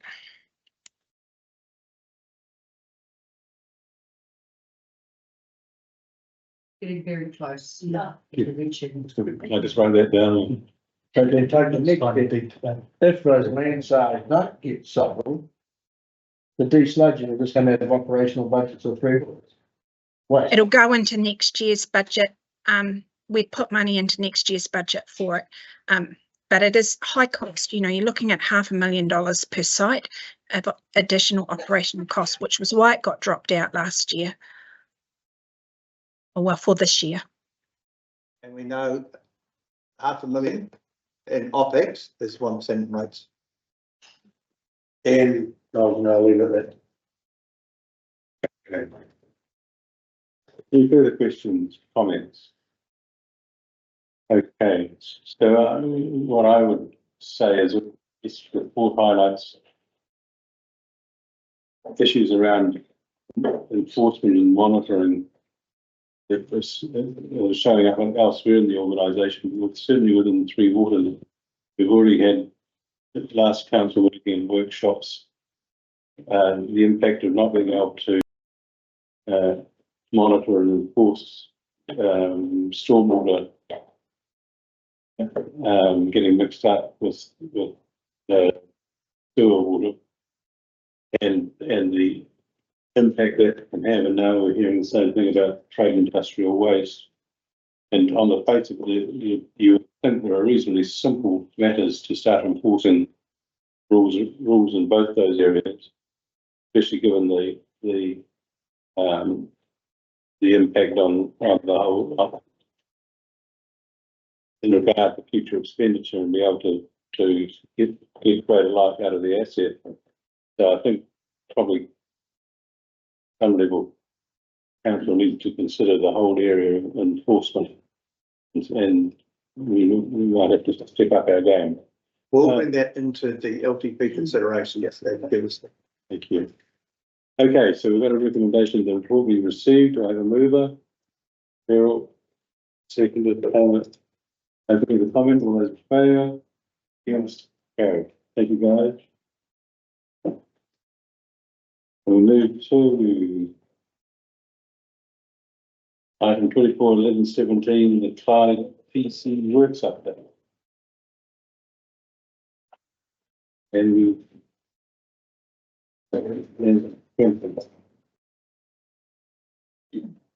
hi guys, thank you. Continue talking to us. Update.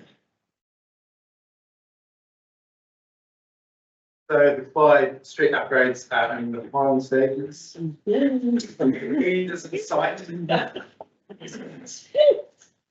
Where we've been communicating, we finished about 2 months, hoping will be shorter, potentially shorter final. The street closed at the moment just on one side, which is a step up direction. That side's going to be finished by the end of the week as the texture changes are complete on that side. We're actually going to tackle all the corners down for the weekend, if possible this weekend. So there should be very little there over the possible this weekend, then come in the next week, we'll see how on the other side, to spend about a month, possibly 6 weeks, for the texture change on the riverside while it's done on the street. And then we'll be out of there. There'll be a few little things like streetlights, a couple of bollards, things, for those are just little spot repairs of a few metres showing cordons. Nothing that should be noticeable in the scheme of things. So I'm up. Finally. Okay. Tracy. In regards to street lighting, David and I were directly approached when we were in from down, so to speak. From Red and they were very concerned about the type of lighting. And you know, David would always talk about low street lighting, but it was to do in keeping with the heritage and set in the heritage photo. So probably more a comment rather than trying to get some fancy new modern light out. I don't know. The street lights match the thing and painted the same number as hallway, and consistent across the board. It sounds like there was some previous communication, probably near the beginning of this project a few years ago, that heritage street lights were invaluable. That might have been around the constellation of the new modern looking lights on the watch lane. And it might have been a case at the time, I can't speak to that. However, I was pains to point out that the new street lights going to Summer Street are new heritage, like actually they'll look the same, they'll be modern and reliable. And we did have a few people say, I was like, oh, well, couldn't you refurbish the ones that take me out from a large lane? Have those ones been turned, they were being dimmed, have they been dimmed? So there's some filters which have been identified and tests that it will progress step in the right direction. Yeah. So not as bright, and those will go on after we've got a leakage issue sorted with some of the glass actually taking on water. But as soon as that's done, the fills has a problem. So that is in the works. The alternative piece is depending the final funding of the project goes in terms of giving the project and final what kind of costs around if there is something in the back of our mind, and we're coming down one stage around the team if there are the other lights able to be refurbished and those replaced for consideration, but not sure there will be a cost to that to be a field surveying budget project. Mark, keeping us posted with that. Yeah, where it applies to potentially screening the lodge lane toilets, potentially putting some sort of shade sails on that lodge lane area as well, which will tie in with the soon to be advertised proposal for closing it through the so it helps with this being space that's friendly in summer as well. So we've got a survey to go out through our usual operating channels around a couple of different questions around pedestrianising that piece of Lodge Lane. So we've got forbidden funding now for bollards and the reason works around bollard installation and we're going to engage with the community around that piece, and then that there is support for that. It will come through the normal stopping process, and we're just working through currently what the best designation for that area is to enable it to be used as a community space, and then work through what that looks like in terms of if it's a portable resource for markets and making it easier for the community to access that community space for business as well. So we're in the process of working through that. It's likely we'll look at a road closure for that piece along with the end of the project if the stopping and someone doesn't reopen if that's the sentiment of the community. So there's a way of having an intermediate solution like we had with the trial closure for the month. So yeah, I think it will be a fantastic community space and lots and lots of cyclists in and out of the area. So a good space and options for them. The trial closure for the month of April and had only positive feedback from that, but we'll wait and see what the full response is. Yeah. Right. And just the pre-purchase materials, what are you going to do with them? Yes. Keep them, reuse them, sell them? Or are they pre-purchase materials in terms of seating? Yeah, just with that regards to that report, pre-purchase materials that not suitable for the upgraded ones. Yeah, there are a bunch of fancy bricks which are sitting in the yard for Hogan, which are no longer going to be used as part of this project due to the first downscaling. And we are canvassing some of the other council projects to see if they can make use of them. So hopefully they will transfer those and make the formal changes as required. If somebody else can use them, do they can. Yeah, and there's opportunity as well with depending on the level of street furniture that's installed through this project that's available. That there is some opportunity to use that across all the council projects as well. Thank you. Okay. Yes, okay. Got a recommendation that the reports be received. I have a mover and a seconder. Tracy, you, five. Oh, all right. Again. Thank you, gentlemen. And I'll hand back to you. Thank you. Yeah. Thank you, Nigel. Now only running 5 minutes late. Any time to pick up. Move to item 24.11.18, page 470, governance report. Wayne. Hands. Yep, there's a few things there. The status updates. And the representation review determination came through a little while ago. I think I sent it out to all members, but that's just it for any folk who want to have it. We've got one, I think from Teviot Valley Community Board, the last grants round.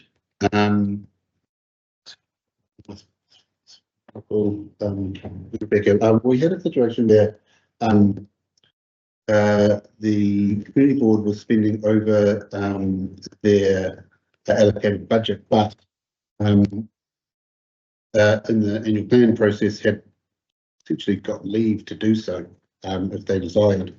And so this is just a backstop, I suppose, isn't it really, Rebecca, maybe you want to talk to it. Just to approve, those extra costs for the community board. But normally we'll put in a grant report that if the board has this much budget, and if it wanted to spend above that, anything above that would need to come to ratification for the council. In this case, you might recall through the budget setting process, typically quite keen to increase their grants budget, yet they didn't have any. There have been the level of grant applications in the past to indicate, and the council passed a resolution of publicly plan to allow Teviot to use any grant reserve buckets that it had. In this instance, for the ground, if you like, to then demonstrate future demand if there was a need for an increase in the grants budget.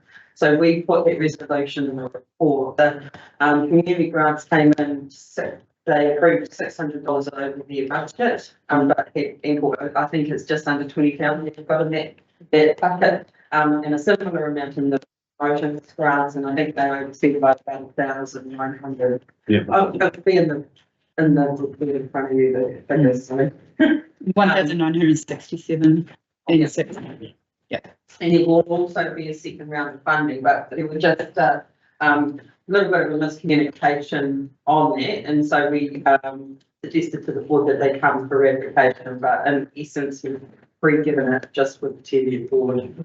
And just to add, it is good practice for this able to oversee anything coming out of reserves, because everything now in effect is state budget.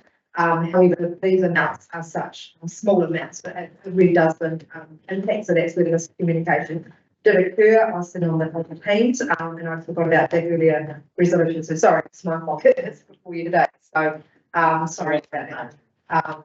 That little mark. But in the future going forward, I would caution council to allow that original resolution. I do think going forward, this table should see anything that comes out of reserves, because if we have boards taking, amounts they can add up over the year and they can't dip into more debt, which only the table can approve.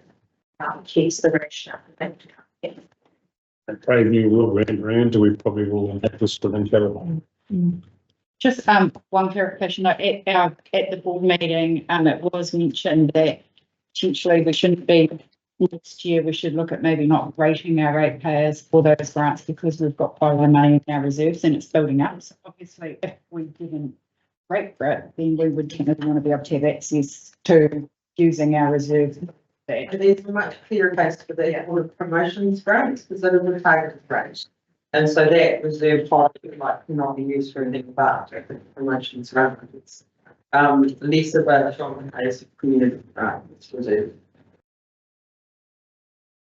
We can do that, because that, if the Teviot Valley Community Board decided they want to do that, that is quite a sensible financial thing with the board to do, given the amount that's sitting there. And of course, we'd want a mechanism to enable that if it isn't rated for, because the conversation today, the grants will sit with the board, so we want to facilitate it. So we can do that. A chance of that. Anything else? The final bit is with QP and Mark talking about decisions from the different. Well, we're not going to have 5 minutes yet, because we've got another 5 minutes to run through the debate and make it make it fun and fast. You'll be a right person that's going to be disappointed at the end of the day when I say, sorry, I'm not here. Okay, so the purpose of this is to share details of the next one. Do conversation where we outline some of NPPA's funding allocation. They will share firm subsidies and higher investment plans for this year. will outline intention to propose carry forwards and relate this to levels of risk. Next slide. As expected, indicative funding allocations for pothole prevention, local road operations, bridge structure renewal have all been approved, and these are unchanged from what we presented to you last time. To recap, pothole prevention covers sealed and unsealed roads as well as drainage. Local road operations covers most other maintenance and renewal activities, with exceptions. Bridge and structure renewals relate to the replacement of complete bridge structures. Largely talked about that. Next slide, please. Where we haven't talked about our allocation is for walking and cycling, which is the maintenance and renewal of footpaths.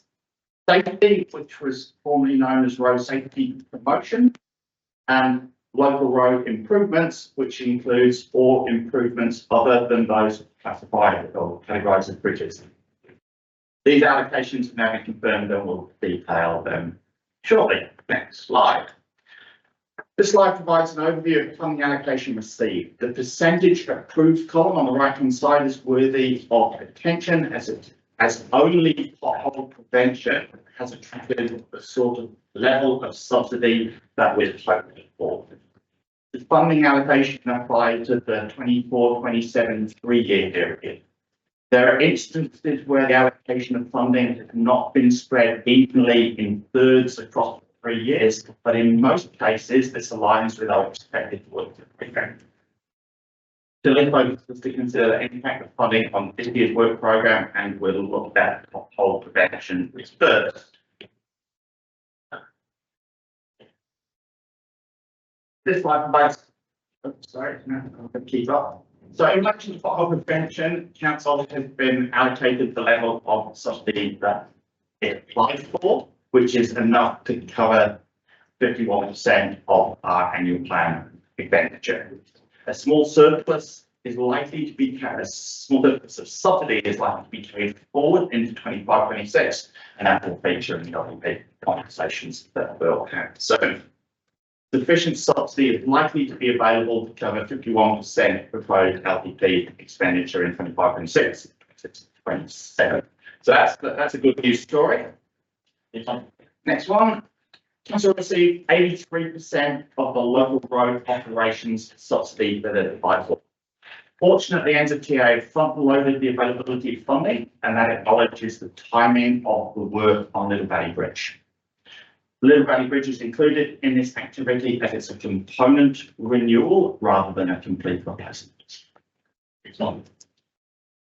Available funding combines local share with NZTA subsidy. Only receiving 83% of requested subsidy results in a shortfall of a little over $500,000. It's proposed to fund this from carry forwards. Subsidy is not expected to be sufficient to cover 51% of LPP expenditure in 25-26 and 26-27, and again, detail of that will be presented next week. Next slide, please. Council received roughly half of the bridge and structure renewal subsidy that it applied for. No expenditure is planned for the replacement of complete bridges on this year. The timing and programme for bridge replacements will be discussed again as part of the LPP. It's on. Council received about 1/3 of its footpath subsidy that it applied for. The longer term implications of this are far more significant than the impact on this year. Next slide, please. The funding we received is evenly spread over 3 years. The annual plan intended to fund what we've termed as a bronze level of investment. However, the annual plan was prepared prior to receiving the confirmed subsidy. We're now in a position where the local share that we've rated for, combined with NZTA's subsidy, results in a shortfall of $122,000. This shortfall limits our work programme to approximately 70% of bronze. A backlog of footpath renewal work has been identified.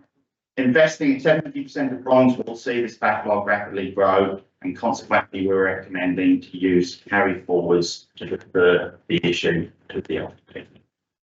Subsidy is not expected to be sufficient to cover 51% of LDP expenditure in the following 2 years. Approved road safety promotion subsidy, 41% lower than expected. The next slide shows this graphically. The 2 bars on the left-hand side show annual expenditure, and alongside the funding split between council and NZTA subsidy, sort of 50-50. The third bar, from the left, shows NZTA's approved funding, with the light blue showing the NZTA funding that we've missed out on. Planned expenditure this year has been reduced from 89,000 to 61,000 to account for the shortfall in funding.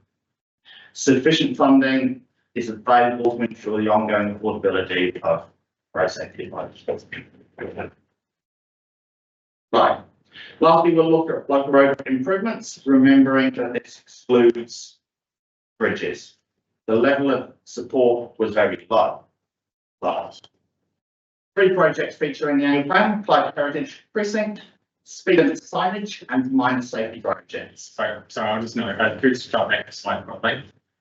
At 11,000 that we put in, so we made our bid to receive a million in that 3-year period. We put our bid in December to NZTA, and through the annual plan, we made some adjustments to what our this year period looked like, and some of those items in year 2 and 3, which will be considered through our long-term plan, are projects such as Clyde Bridge crossing for cyclists.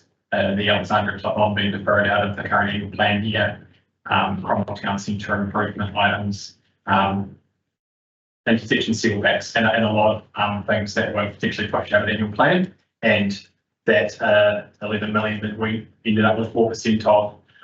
Some of those projects may come back into the 10-year window and be considered as part of that long-term plan, but the bid for the annual plan year that we're talking about was quite a small portion in recognition of the funding environment we're in going through the annual plan. So we go next to the next one. Yeah, thank you. So Clyde Heritage Project. So the annual plan includes $500,000 to complete the Clyde Heritage Precinct project. 51% subsidy has been approved for this, and carry forwards are proposed based on project timing. Works has been carried forward. So there was 240,000 unspent going into the end of June, and that's just because of when we could get into Clyde to start work being made, and then pushing through to November. So it was just a timing issue of completing that project. $150,000 was in the annual plan for speed limit signage. Subsidy was not received.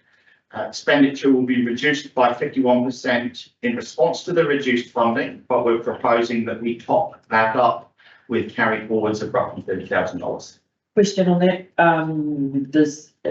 so that was in relation to the last speed limit hearing, the changes that came out of that, or is this, and does that include the flashing lights for the schools? So we have pre-purchased in the 23-24 year, the majority of our variable speed limit signage to enable us to do our school rollout. A portion of this will be the installation cost of that, and preparing ourselves for the NZTA make a move around the schools that have state highway network directly associated with this change. So we've done a significant amount of the pre-purchasing to enable us to do the school rollout. This is the UPMs plus the preparing for NZTA sections. And the last project was 150,000 in the annual plan for minor safety projects. Against what we wasn't received, so we're reducing our expenses by 51%. So that. This slide sums up the key decisions and recommendations from the presentation. We propose that 2023-24 surplus renewal budgets get carried forward and allocated as shown in that table there. So perhaps if there's anything you want to really understand the numbers on and focus on, it's this slide, everything else is leading up to that. We're happy to take questions and are also happy to share the presentation if you wish. That would be great to share the presentation.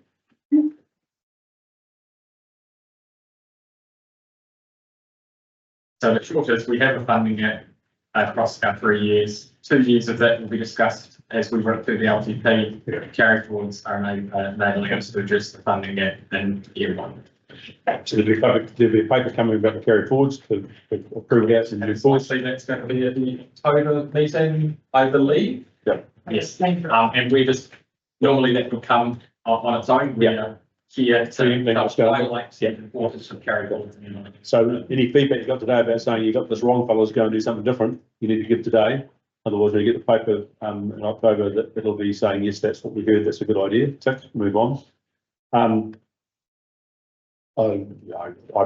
quite, is there some logic here? Is they run out of money, or, you know, all the signals that are being sent about what we should and shouldn't be doing in terms of cycling and footpaths and that, and they go and kick them all down the road? Yes, so the funding and the government policy statement, and on Monday we have a couple of slides around the direction from NZTA around that. That's where we got most of the funding, is pothole prevention, and that's making sure we're out there fixing potholes in a defined period of time, and increased focus and increased investment around our roads and our unsealed roads, our sealed roads and unsealed roads. Footpaths has taken a cut across the country, and we're not the only council in this division, and I'm reading news articles on the daily about other officers presenting to the council around the reduction around footpaths and everything like that. I think that we can address with carry forwards, we can delay a conversation around level of service around the footpaths to the long-term plan, which is our officer recommendation to push that into that conversation, because it may have a significant impact on the work we can do and what our footpaths look like at the end of the 3-year period as a result. Any other questions? I was just at the roading meeting the other day, there's no money for it, and if they do want to ramp it up, there's not an operational ability to ramp up when they do. And then it has to be a bridge replacement with Little Valley, we're lucky, but I think it was 200 million for the whole total New Zealand bridge replacement model going forward, so it's going to stay like this for a long time, what good it is. All right, we'll stick to our call, we'll be fine, drop all that other stuff out, we'll have plenty of money, eh? Yeah. Nothing else? Right. Fortune teller. I mean? We're fortune teller. Yeah. Couple of recommendations on page 470, one that we received a report, and the council approves the item 24.6.2 from the Tibet Valley Community Board meeting dated, whatever day, it's gone off my screen, the 12th of September 2024. So I'd like to move those recommendations. Tamer, seconded. Nigel, look at me first. All in favour? Against? Carried. Thank you. Thanks, guys. We'll continue that presentation. Let's see, it's done. It's already come out. So, okay, let's move now to items 24.19 and 24.11.19 and 20, page 516. Community board and committee minutes. Anything arising out of them? Any questions? So I'm going to move. Tamer, Sally. Yep. All in favour? Aye. Against? Carried.